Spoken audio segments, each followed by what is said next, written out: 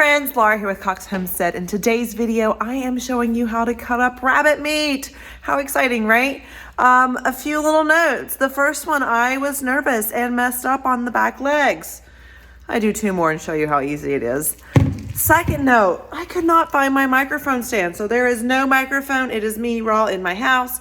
Maybe when I find that microphone stand, we'll make another one. In the meantime, I hope you enjoy.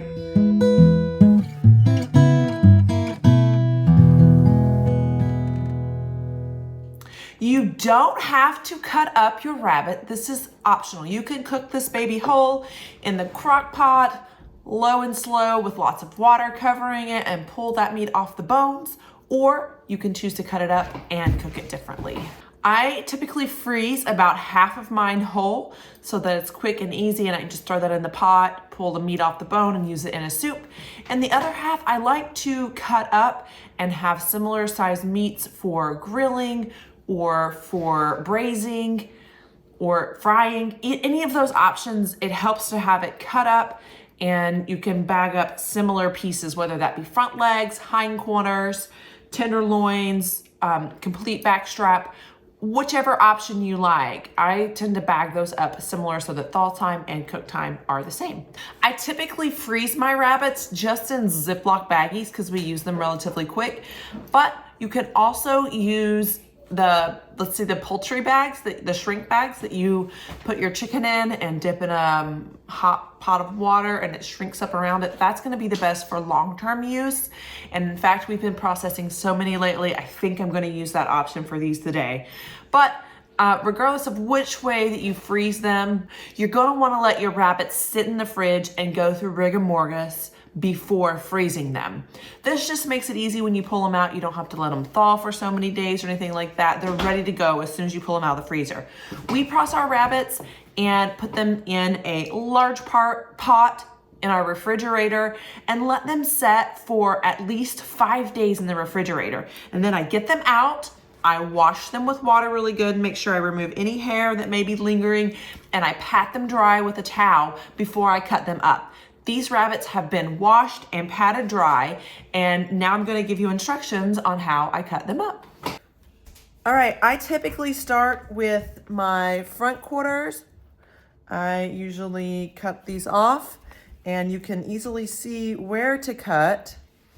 When you move the leg, you see this right here. That's where you're gonna slip your knife in. It's very important to make sure you have a sharp knife to use. This one came from our local co-op.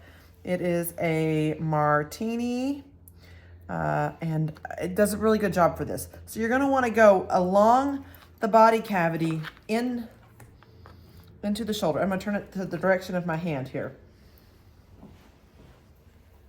And it should cut right through, no problem. You are not necessarily cutting bone here. You are just cutting up like that, and it should go right through.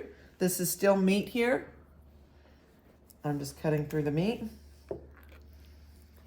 cutting it off of the neck.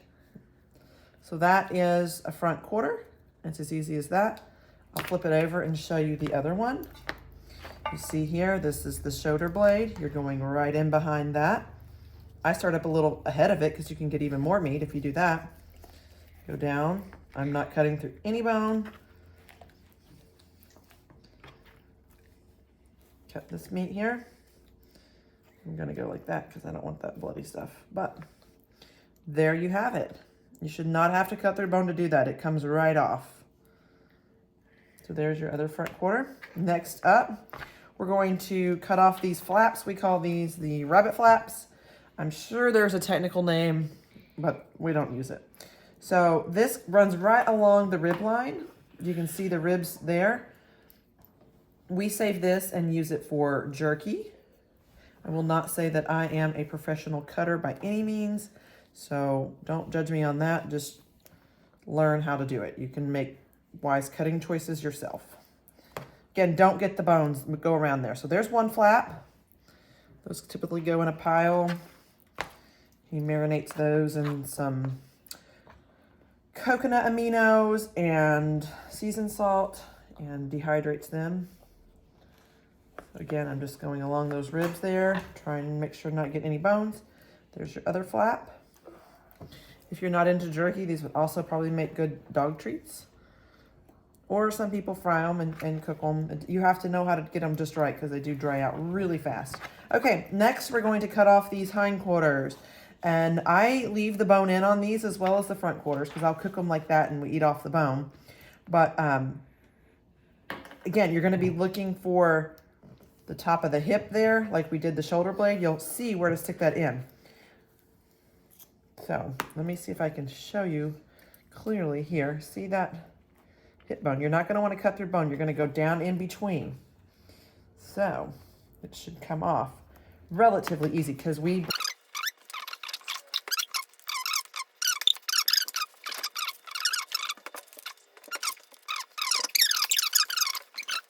Yeah, okay. I'm going to cut off this tailbone part. I broke that there, so there's no bone that I'm cutting through, just cartilage. That goes in my bone broth pot as well. This is fat. I take this fat and put it in my bone broth pot as well. An older rabbit will tend to have a lot more fat than your younger rabbits. And there's typically, that's about all you'll find in them. There's not a ton of fat in these guys. Next, I'm going to take this back strap and rib cage and break that apart. You'll see that comes right apart and there's meat all in there. I like to stick my knife right below that rib, last rib, and cut up. And then I flip to this side, stick my knife below that last rib and cut up again. And then you see all this meat here. I'm trying to save as much as the tenderloin as I can. And I go right through. All right, so some people leave this like it is. And I have left it like this and wrapped it in bacon and roasted it. And it's pretty delicious. I prefer not to eat off of the spinal bone though. Some people it doesn't bother. To me, it's not my favorite. So what I'm gonna go in here and I'm gonna cut off these back straps. I'm gonna start with it facing down. And I'm going to go along, you can feel these bones here. I'm going to go along those bones with my knife, trying to not to hit the knife, to hit the bones with the knife. So you will lose some meat here, but hopefully I can help you get the most without your knife hitting the bone. And the reason why you want to try not to cut through bone is because it dulls your knife. I'm just riding the tip right there on it. I'm not pressing too hard. And as you see, that came right off. So I just work back and forth until it is off the bones right there. Nope, you can see the bones exposed there. That means we're about there. And then I'll come back this way, pull as much of that meat off as I can with my thumb, and come in and slide the rest off the bone. And there you have it. There is one of your back straps or your tenderloin of a rabbit. And then we'll do the same thing on this side. Back down, there's your spine. Reach as close as that spine as you can without cutting it. Until you get to the bone, flip it over, separate it on this side. Not cutting through the bone, because then you'll have bones in it. But kind of pulling it away. And then once I've done that, I can stick my knife in here. And you have your other back strap. So this is basically the only thing I debone. There is still a little bit of meat on there. I don't lose sleep over that. I put that in my bone broth and it eventually goes to the chickens. And this is probably the most work for the least amount of meat, but I don't like it to go to waste. This is your little bit of back strap left on the upper part of the rib cage or your meat along the rib cage here. Again, I'm not going to cut through any bones. I'm just sticking my knife down in there till I reach the bone and pressing. Same over here. Reach my knife down in there. At this point, I have it pulled away to where I'm just working to pull it off the bone and cutting as I do that.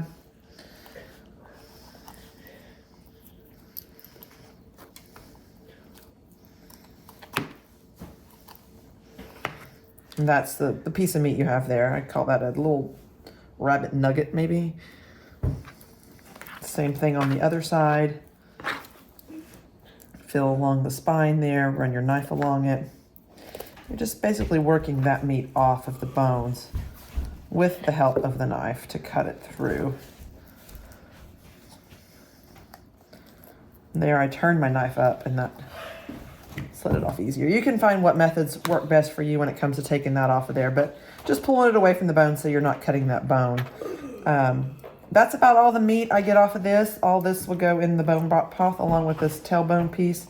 There is just smidges of meat there, not worth the work for me. So that goes in my bag. You can put this in the freezer and save this to once you have enough collected to do bone broth, or if you're processing several at a time, you can go and take this and put it straight in your crock pot. I will cover the bones with water and add, if you want to, you can add your seasoned salt, your black peppercorn, whatever seasonings you like to add in there. Or you can just simply cover it in water, and I do a splash of ACV, which is apple cider vinegar, and let it go high for 24 hours. And then you strain off those bones and you have a delicious bone broth that will gel.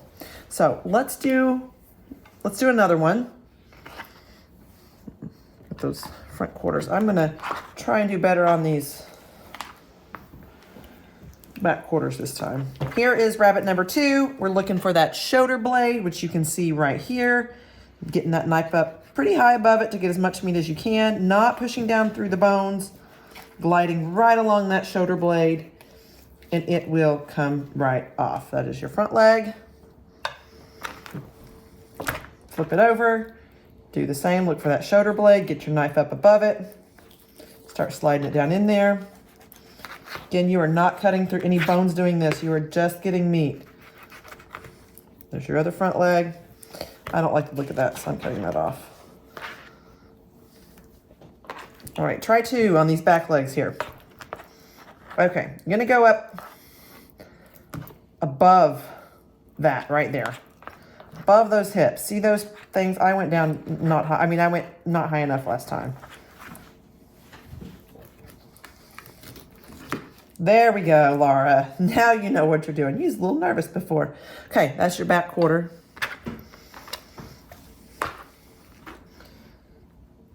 Get up above it. Go right on down through. Easy as that. Okay, there's your other back quarter. I will continue doing the rest so you can see it all again. There's your rabbit flap, as we call it. Your other rabbit flap. And then we're going to break the spine.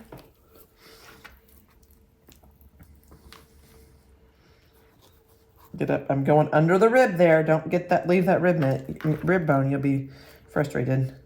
Feel for your rib. Go on up there. See that meat? Oh, look at that. There's no bone there, so you'll be able to cut right through it. If you get in a bone, you need to just readjust and find where there's no bone. See? Comes right through. Let's take off this back strap again. You see your spine right here. No one's ever taught me how to do this. I just kind of figured it out on my own. So if there is a better method to removing the spine meat, feel free to shoot me a message and I will hear what you have to say. But that's how I do it. And that's just self-taught on this. And I feel like it does a pretty decent job. Okay, there's that back strap. Same thing on this side. It depends on which way you want to set it.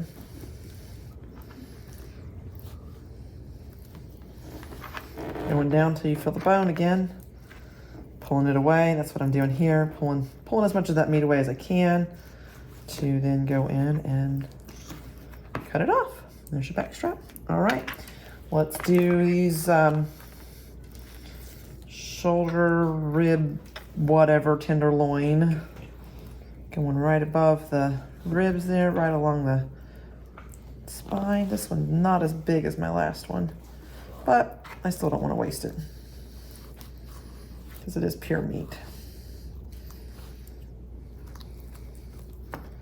There's that.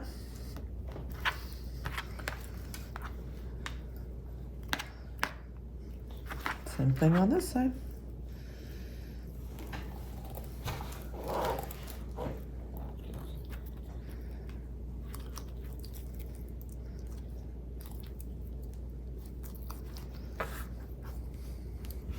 I wonder how many people I'm making nervous with my cutting techniques. All right, there's the other one. You got your bone broth meat here, and put that in your bone broth bag. All right, I'm gonna do one more. And if you haven't learned by now, I may not be able to be your teacher. Because I can't think of any other tips to give you. Well, that's not a good attitude. Okay, see the shoulder blade? Going above the shoulder blade. Getting as much of that meat as I can on my way down. Not cutting any bones. Front leg stack. Shoulder blade. This rabbit is quite petite. And we'll say, let's say this is one of our biggest buns. Front leg. All right. There's these back legs again, going up above that bone there. Oh no, did I miss it? Uh-oh. Can't do it twice, can I? Yes, I can. It sounded a little crunchy, but I was not cutting a bone. Back leg. This is a little hairy still. Washer didn't do a good job washing. Guess I'll wash them again. That helps to see. That's it all broken apart. I don't know if you want to see that or if that's helpful. I guess you'll see it when you're processing them. Go above that hip bone, go right on down through. I guess it helps me to hold the leg out a little bit too when I'm doing it. There's that. Here's your flaps.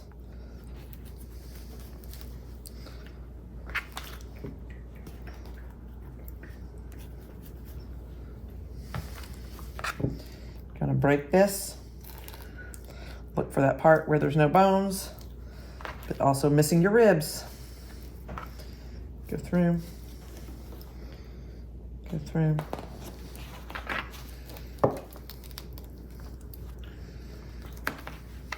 There, it's separated. Well, I guess I left that on there before. It doesn't matter. You can break that off or leave it.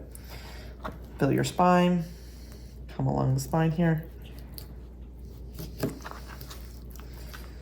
I'm going to go ahead and do this side too while I'm here.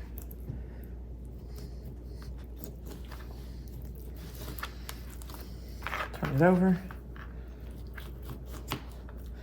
Just getting your knife in there, and you'll feel with time what you're doing.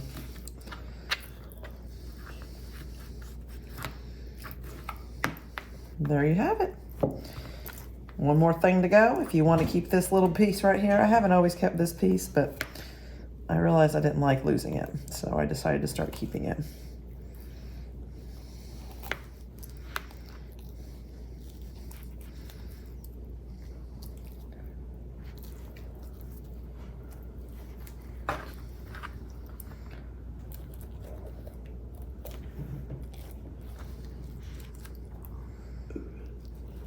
All right, there you have it, folks. Well, 3 rabbits done. Thanks for watching, guys. If you have any questions about how to cut up and process a rabbit, leave them in the comments below. If there's something you think that I could improve on when doing this, feel free to leave that there too. This method has been working just fine for me. Like I said, it's just important to make sure you're getting that knife in the right spot on those back quarters and front corners, but especially the back quarters. Once you have the knife in the right spot, if you're hitting bone at all, you know you're not in the right spot. You need to readjust and come in for a different cut. Try not to hit the bones, get that meat off of there, and in the meantime, eat more rabbit.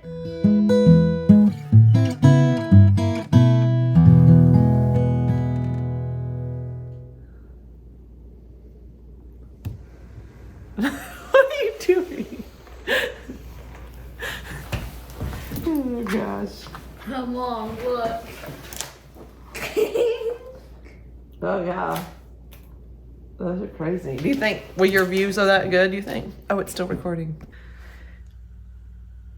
If you enjoyed this video today, I would appreciate it if you would give this video a like, hit that subscribe button, and tune in for more rabbit content.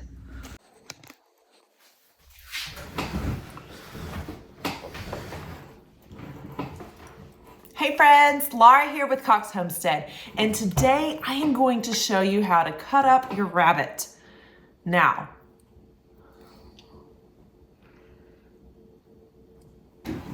Okay, I'm recording, so you're gonna have to be quiet, okay?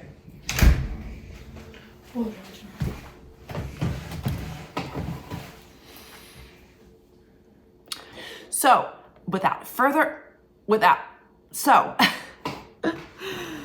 oh, what else am I gonna say? I wonder if this is straight.